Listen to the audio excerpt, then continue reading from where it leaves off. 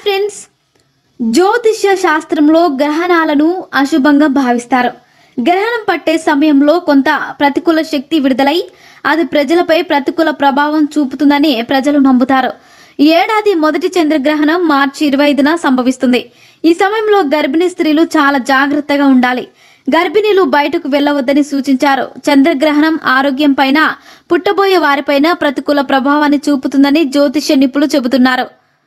అయితే ఈ గ్రహణం సమయంలో గర్భిణులు ఎలాంటి జాగ్రత్తలు తీసుకోవాలో ఇక్కడ చూద్దాం. 1. పదునైన వస్తువులను ఉపయోగించవద్దు. ఈసారి చంద్రగ్రహణం మార్చి 25న ఉదయం 10:24 నుంచి 3:01 వరకు ఉంటుంది. అంటే సంపూర్ణ సూర్యగ్రహణం 4:36 పాటు ఉంటుంది. ఈ కాలంలో గర్భిణీ స్త్రీలు చాలా జాగ్రత్తగా ఉండాలి.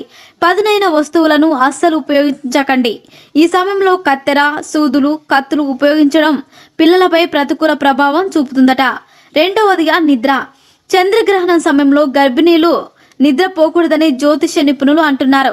ఈ సమయంలో నిద్రపోవడం శిశువు మానసిక ఆరోగ్యంపై నేరుగా ప్రభావం చూపుతుందని అంటున్నారు. ఈ సమయంలో గర్భిణీలు వీలైనప్పుడల్లా దేవుడిని ప్రార్థించడం శ్రేయస్కరమని చెబుతున్నారు. మరిన్ని ఇంట్రెస్టింగ్ అప్డేట్స్ కోసం మా ఛానల్ని సబ్స్క్రైబ్ చేసుకోండి.